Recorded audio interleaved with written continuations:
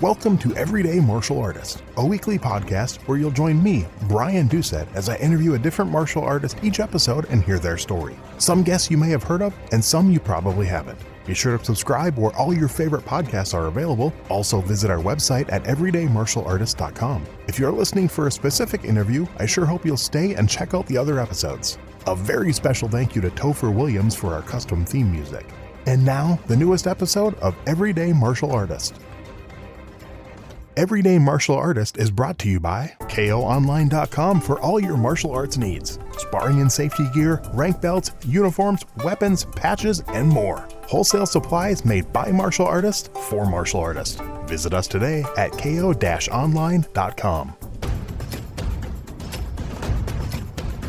Hello and welcome to the newest episode of Everyday Martial Artist. I'm your host, Brian Doucette. Today I am sitting with the head instructor and owner of St. Cloud, Minnesota, Soo Bahk Do, Bill Nelson. How are you doing today, Bill? Great. How are you doing? I'm doing good. You know, for now, anyone who listened to the first episode of the show knows that Bill was actually my first instructor, and we'll get to that story in a little bit. But first, we want to know more about Bill and kind of how he got started. Now, when was your first experience with martial arts? Maybe not necessarily when you started it, but when did you first know about it or see it? So I think it was 72 or 73. I went to the movie Billy Jack, and I was sold, and it just came out of nowhere. It seemed real, and Billy Jack, if you haven't seen the movie, he just kind of came to be this guy that everybody respected, and he was calm and he was peaceful and he was nice and kind, but he didn't want to mess with them. And the townspeople were really giving the native people some trouble, and he was trying to help these kids. And so I seeked out then. I think I took a taekwondo class, a 6-week taekwondo class in the basement of a church. And then somewhere around 74, I think 75, I got hooked up in St. Paul. I was actually running a pool hall at age 16, which is kind of strange. But a taekwondo school moved in next door, and my instructor there was Master Lim. He was a 5th degree black belt in judo and karate. And I went over, I said, how much is it for a year? And gave him the money for a year. I was his first student. Turned out he was a world-class judo player. I don't know where he got to 5th dan in taekwondo, but eventually he worked his way out of it. And my current instructor, who's Lawrence Cyberlick, came in, and he was teaching Tang at the time, and so that kind of started it. It's a strange thing though, because working at the pool hall, I was fighting a lot. A lot of the things I was doing in my life were for the wrong reason. I was fighting. I was gambling a lot, and it kind of came to be pretty soon in the school that, you're either going to play by these rules or these rules. And obviously the martial arts was about conducting yourself in a way that was good, and the pool hall was all about show. And so luckily that won over, and I started Soo Bahk Do or Tang Do at that time, I think in 1974, 75. So I've been doing it, you can do the math, about 45 years. And then what was it specifically about Soo Bahk Do that you enjoyed, what made you stick with that style, Tang Do at the time? Well, a little bit of it, was geography. It was right next to where I was working. Right. But luckily, both Taekwondo and Soo Bahk Do are Korean martial arts. So I liked the jumping and the spinning and the kicking, which little did I know is probably one of the least effective things in defending yourself, but it sure seemed fun to do. I wasn't the most athletic guy. I didn't do any athletics in high school, but I did do martial arts. And so it gave me that outlet, and tournament sparring and fighting and competing and that kind of stuff. It just was more exciting because jumping and spinning and doing all kinds of stuff. So What belt level when you got involved in tournaments? Do you remember your first tournament you competed in? Orange belt. Was it? Okay. Yeah. And how'd you do in that tournament? Yeah. Do you remember? You still got the trophy up here. 1977. Nice. People can't see, but we're in my office, and I've got an array of awards from different times. And for a while I thought, this is a good thing for my students to see that I've been around a little bit. Mm-hmm. I'm not just a certificate kind of an instructor. Right. Well, one kid looked the other day and he goes, 77, you're older than my grandpa. Ouch. So after a while, the marketing tool turned it around. But yeah, I think 70, mid-70s, I was competing, as an orange belt. Okay, and you ended up, that became a pretty big part of your life for a while. You did quite a bit of tournament competition. I really enjoyed the competition, and I enjoyed, I don't have any kids, but, people see success in their kids. And when I was winning in tournaments, and then I started seeing my students, it's kind of a reinforcement that if in this community at this particular day, if they do good in their form or fighting, it says something about what I'm doing at least. Right. It's not like they're in last place and I need to go back and figure out why what I'm teaching isn't working. So I always got a kick out of that, probably more so my students winning than me winning. Right. And then at what point did you decide teaching was in your future? Did you start, I'm assuming you started assisting before you got your black belt? And yeah, actually, so when I started, like we talked about, that was down in Larpenteur and Snelling in St. Paul, actually, Roseville area. And my instructor moved the school to Hamlin and Randolph. I was a green belt. And he just said, "What night are you going to teach?" And I said, "What do you mean?"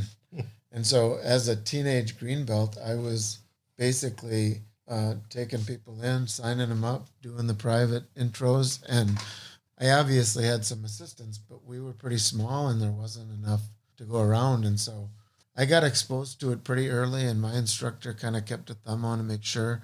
And I knew right away that when I moved to St. Cloud to go to college, I knew that it was gonna supplement something, for sure. It was gonna fill a need that I had, that I wanted to continue martial arts, but also, I thought there was a business opportunity there. So did you start teaching right away when you moved here, or how long of a wait? Or another strange story. So I tested for my first degree black belt in August of 79, I believe. And a week later, I got on a plane to go to Europe for a year. Oh, wow. Study through St. Cloud State. Okay. And so I was with 100 Americans living in a youth hostel, and I started a class over there. Wow. So I had about 20 people in my class for about a year, and came back here, and some of them stayed with it.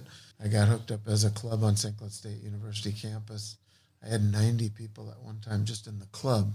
And then I had a street school that had another, 60 or something. So it was kind of a heyday. It was a time where it was a popular thing, and there wasn't as many schools in St. Cloud. And so I never really got a chance to scratch my head and say, is this what I want to do? Because it just kept building. Right. And you feel a little bit of responsibility to people once they start. You're not going to just say, "Oh, I'm going to go to Texas. I'll see you later." So I just kept with it. So talk a little bit about this. I read about the international fighting competition you competed in Atlantic City, New Jersey in 1982. How did that come about? So at that time, Tang Soo Do, every few years they would put together an international competition and try to get as many countries as they could. And so the U.S. had actually 3 teams, and they had tryouts for them. And I tried out, and I made one of the teams, and it was pretty all new to me. I had been going to nationals, maybe for just a couple years, but my experience was in Tang Soo Do at the time, there was 9 regions. And so a year before that, I won our regional black belt competition. And so I thought I was going to go to New Jersey for nationals, and it'd be me and 8 other guys for this division that I won. Well, I got there was 131 people in my division. Wow. And so it was a little bit strange, but fast forward, I think it was the next year, we had fighting tryouts for that international team, and I made the team, and it was a great experience. I met people from all over the world, and in fact, there was a team from Denmark, and because I had just gotten back from Denmark, and they thought that I could speak Danish, they had me host the Danish team. So I got to be a host, and I got to fight. And it was a crazy, crazy experience, because there's so many, for people that have been exposed, the contact levels are so different. Tang Soo Do at the time was pretty much considered a non-contact competitive art. And I hate to say this because it's negative, but Atlantic City ran out of ambulances. We called and they said, "You have all our ambulances." And so there was really a lot of contact. Okay. And I remember, the European teams, Italy, Germany, there was just some huge contact going on. And I remember fighting in the individual international part and fighting one of the guys I was hosting from Denmark. And I really thought, I got to get out of this alive because there's no blocking this guy. You're just getting out of the way of him right. And it was crazy. But my team didn't do so well. I won my fight against a guy from Malaysia, but we didn't go forward. So, but it was a great experience. So as far as like the contact, what do you prefer? Did you prefer the Tang Soo Do style of no contact, or did you prefer the hard contact stuff? Well, personally, I like contact. If you can hit me. Otherwise, I'm not going to learn from it. If I'm always thinking I'm just out of the way and you're always thinking, well, I could have got him. So personally, I like light contact to the head, medium to the body, just so we know what's happening. Mm-hmm. But if you've ever run a competitive event like that, it's very difficult to get everybody on the same page. Right. And there's so much ego and there's so much competitive spirit that they want to win at whatever cost. And I think it just got a little bit out of hand. But typically, I don't mind a little bit of contact. One of the problems with that is if all the students watch the black belts have contact, then they think it's okay. And I really think for the lower ranks, you need to learn the discipline of distance and timing and not have contact. And people say, well, that isn't real. But I think if you can stop it an inch away, you can probably let it go through. Yeah. And good control. I It just shows think control. that, at some point, the black belt level sparring needs to be a little bit, it doesn't show out of control. It just shows a controlled technique with some context. Then when did the Little Falls School, I believe was it you and Tim that opened that together, or when did that come apart? 'Cause that's when I first met you, was through the Little Falls School. Yeah.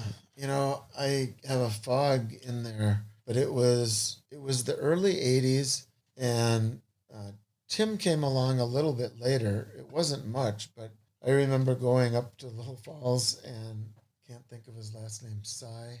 He owned the Drawbridge Bar. Oh, okay.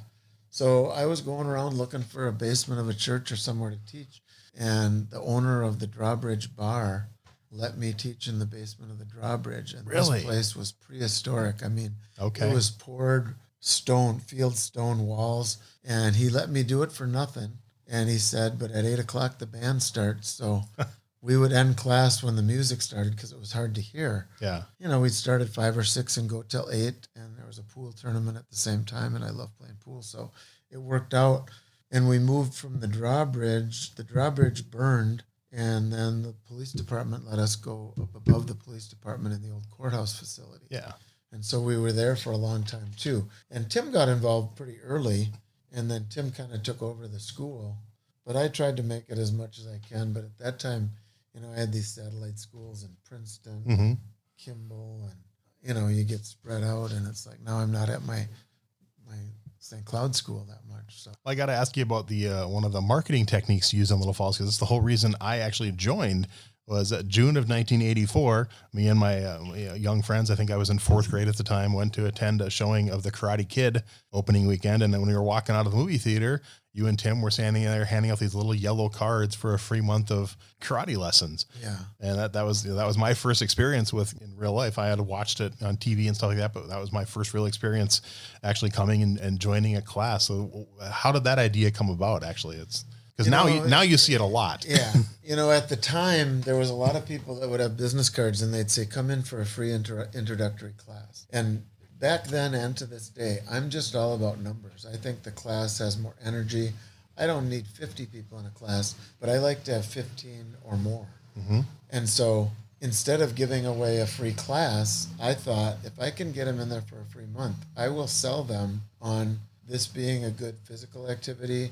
I'll sell the parents on it being a good discipline thing for respect for their kids. And so I was always big on, I got to be there anyway, as long as I've got enough room. So we put the thing out for a free month. Well, we didn't know 137 people were going to show up the first night. And we really, really backpedaled because then we had to offer different nights. We had to break them up and tell them to come at certain times, and we had to know which times worked for them.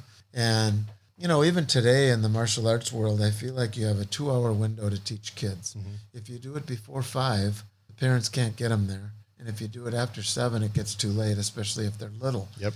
And so it's also a time when adults want to come. So it's really refined into a smaller time frame. But yeah.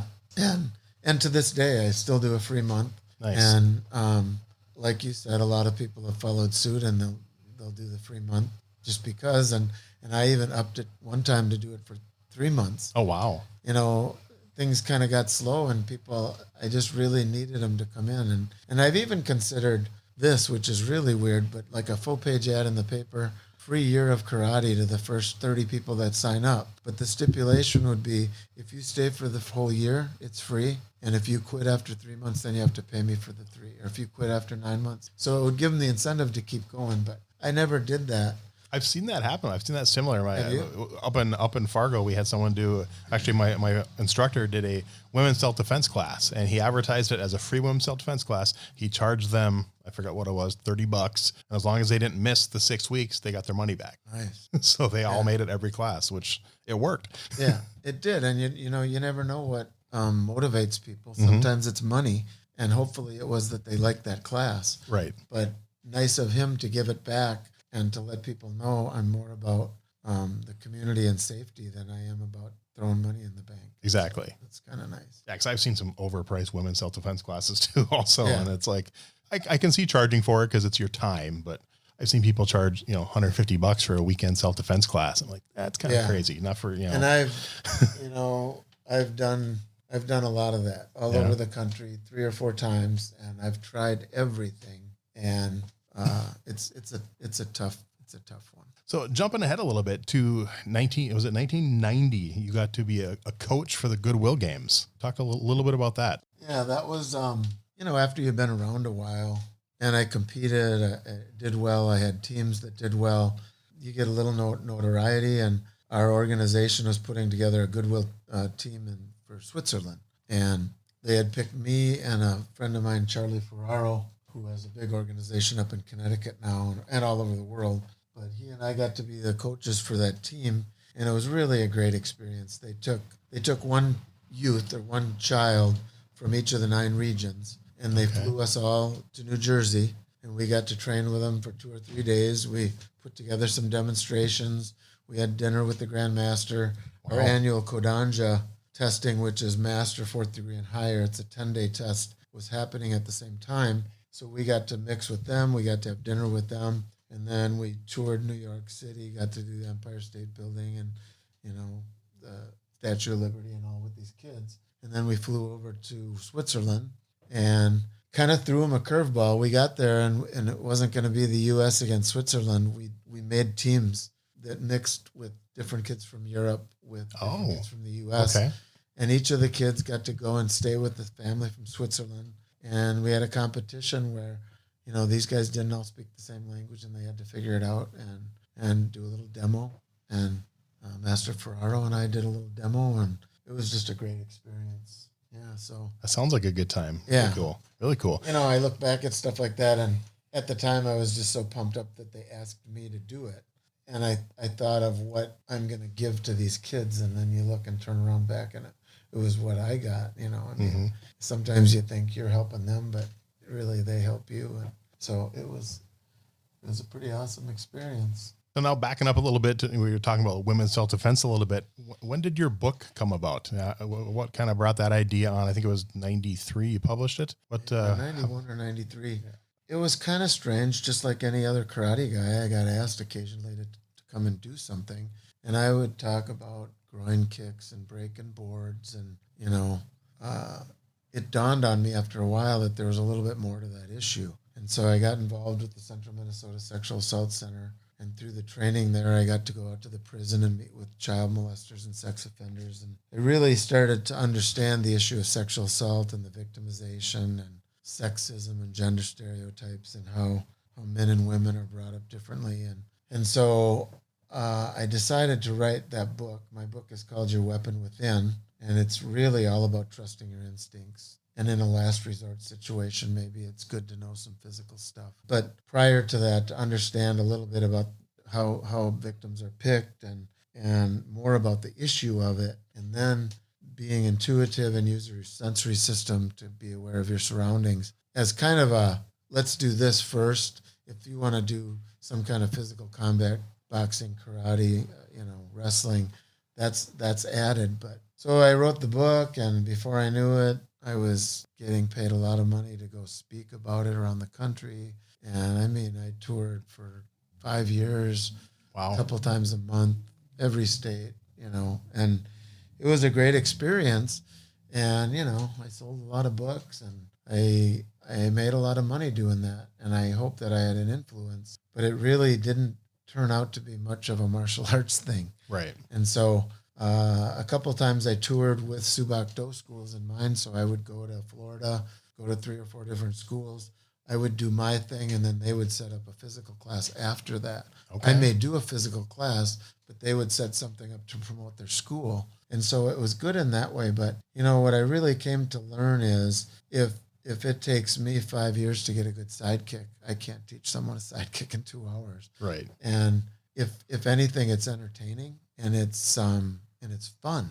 I still do these classes, 3 hours, hour and a half lecture, hour and a half hitting stuff, and they like to hit stuff. It's empowering. But I tell them if you don't use it, you lose it. And so let's not create a false sense of security.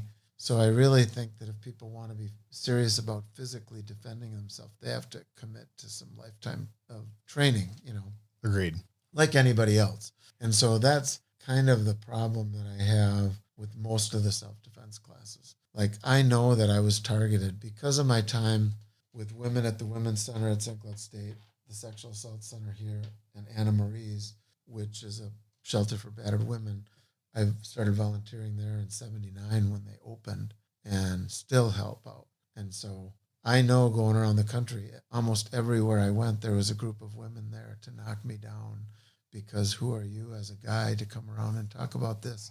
And usually at the end, they shook my hand because my approach was completely different. If you're going to tell women not to wear short skirts or not to go out after dark, now granted, there might be some safety issues with that, but right. It's the whole take back the night. Women need to be able to dress how they want, go out where they want, and not, if something happens, not be victimized again and blamed as a victim because of something they did or said or wore or that kind of thing. So it was a real learning experience for me, just because here I am, a guy who was taught by 6 or 8 women around here. They taught me, they knew more than I did, and I'm the one going around the country getting $3,000 a crack doing this lecture.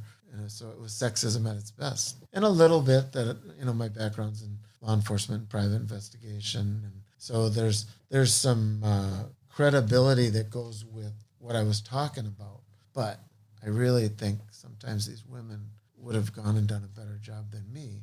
They knew more about it than me, but I was the one that was doing it. And you got to do it. Exactly. A lot of people could do things, but they don't do things. And so I did it. And it was a great chapter, but I don't do the travel much anymore. I do some local stuff. But so would you like to see, I had this conversation with others in the past, would you like to see martial arts more integrated into everyday life in general? Like, would you think something like that could be beneficial if it actually, were to happen nationwide? Obviously have to have the right instructors. Yeah, that's the problem. I definitely think that it's a good thing, but it's, like the Karate Kid movie, the Cobra Kai guy, he was presented as the bad guy. And, so if you have that, it's no good. But, if we really delved into sexual assault and for a long time, statistics were showing that if you fight back, you actually turn up the heat. So fighting back really wasn't the best option. Now, statistically, they're saying that when you fight back, you have an increased chance of being injured, but you increase the chance of getting out of the sexual assault. So that's good. It's moving in the right direction, but there's a lot of martial arts out there that I don't know how good they're going to be in a situation. So from the standpoint of going into the school systems, or like I tried to integrate into the Girl Scouts and stuff, for discipline, respect, for empowerment, for self-confidence, all those things that I think help you be less of a victim are good.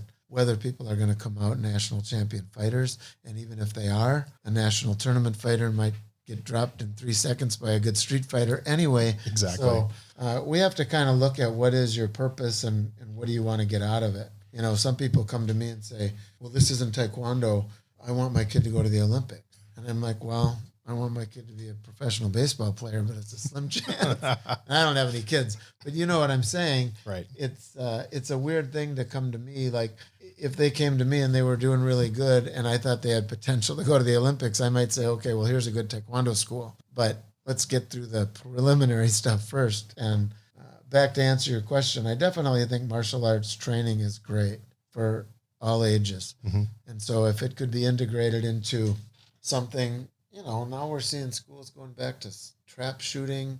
And, if you can bring a gun to school, we should be able to find some good martial arts instructors to have some after school Good point. Yeah. classes that, the offense is going to say, well, you're going to teach these kids to be violent. And I think that's why this podcast will be good, because it'll teach people that martial arts isn't about that. Right.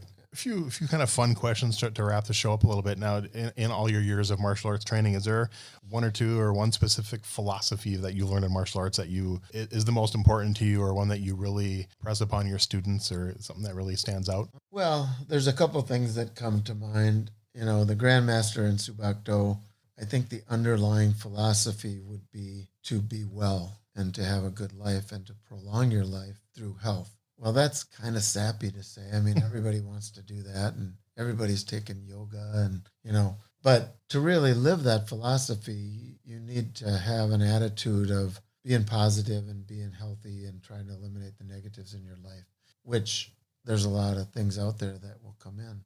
Another one that came to me when I was testing for my 4th degree black belt, my instructor's old school. And when my best friend and I went to test for our 4th degree, it was a 10-day test, not much sleep, not much food.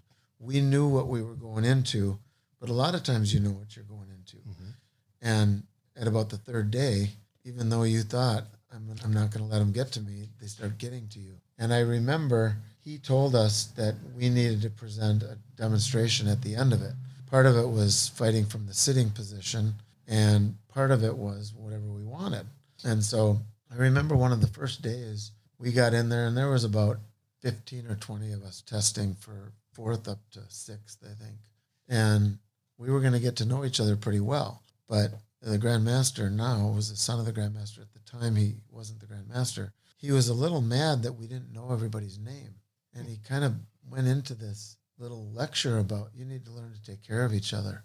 Even your attacker, you need to learn to take care of each other, because you're going to be better suited to take care of them. And he didn't mean like take care of them. Right. He meant, and so interesting enough, I did my knife demo at the end, and my knife demo was a lot of redirecting the knife back into my attacker and cutting his throat.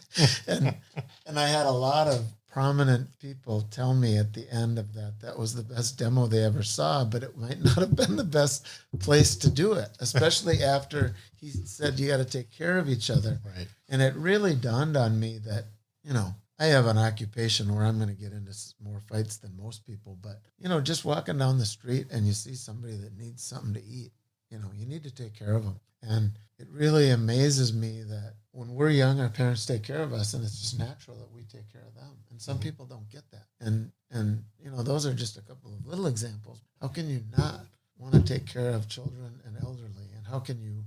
And so that philosophy of taking care is kind of one of the big things for me, not just taking care of your own, but right. Sometimes you got to take care of some other people or the animals. Do you have a favorite martial arts book? Either one that you enjoy reading a lot yourself, or one that you recommend to others? I would have to say there's a book called Zen in the Martial Arts, and it's a basic book, but it's one of those early on that just kind of caught my eye. Who's going to win the race, the rabbit or the fox? Well, the rabbit's running for his life, and the fox is running for his dinner, and so the rabbit's going to. And it was just little things like that I was pretty young, and they affected me. And I'll go back and read that book. But there's a lot of martial arts books that I like. And the Grandmaster now in Soo Bahk Do has done a philosophy book and a history book. And so there's a lot of good stuff there. I think you're my third guest that has said Zen and martial arts, though. It's a very good book. So, yeah. And then do you have a final question, a favorite martial arts TV show and or movie? Obviously, I know you mentioned Billy Jack. Yeah, I'm definitely going to say Billy Jack is up there. And then I kind of got into the Kung Fu series, kind of because, this is something you probably don't want me to say, but there was a day when I just couldn't, if you said, who are you or what do you do? I couldn't tell you quick enough that I was a martial arts instructor. Mm-hmm. And today I almost don't want to say it. Everybody's got a black belt, and maybe I'm old and maybe I'm old school, but people want 45-minute classes once a week. They want to get their black belt in a year. And it's running me out of business because other schools in the area will do it and I won't. And people want to know why their kid's been going for 4 years and they still don't have a black belt because they're not a black belt yet. And I always say, you can have one or you can buy one. You can be one or you can have one. Yep. If you want one, I got one for $6. If you want to be one, it's going to take a little bit more time. So that Kung Fu show, really had a lot of philosophy wound into it. In the end, there was always some violence. Yeah. And it was always somebody getting bullied and this guy coming along, which is weird because then he's bullying. He's got the ability. But the only other one that I would mention, and this is kind of embarrassing, but Steven Seagal's first movie. Hard to Kill? Hard to Kill. Was it Hard to Kill? No, that wasn't his first one. It was... Above the Law? Above the Law. Yeah. It just had a lot of real stuff. I don't know the history on Steven Seagal, but I heard that he was for real. I heard a lot of other Hollywood stuff that he's got a big ego and he does this and he does that. But he really brought out Aikido and, using someone else's force against him. And there was just a lot of cool fight scenes in that movie. So I like that movie. I think late 80s, early 90s was just a boom for martial arts. I mean, you had Steven Seagal, you had Jeff Speakman, you had Jean-Claude Van Damme, you had Chuck Norris. So many movies to pick from. But yeah, I'm a big fan of Above the Law too. That's a good one. So. Yeah. Well, I just want to thank you for taking the time to sit down with us and let everyone get to know you. And if you want, I'll put a link for your school. And if the book's still for sale, I can put a link for the book. Yeah, I'm not currently. I might have a handful of books, but and I may redo it again and go do it again. But okay, that's cool. Like I said, any links you want me to advertise for you, I will put it in the show notes of the podcast. And I once again truly appreciate it. And I appreciate it too. It's been kind of a long time coming. Yes, and I'm glad that not only you're getting it together, but that we got the time to do it. Definitely. Well, enjoy the rest of your day, sir. All right, you too. Thanks.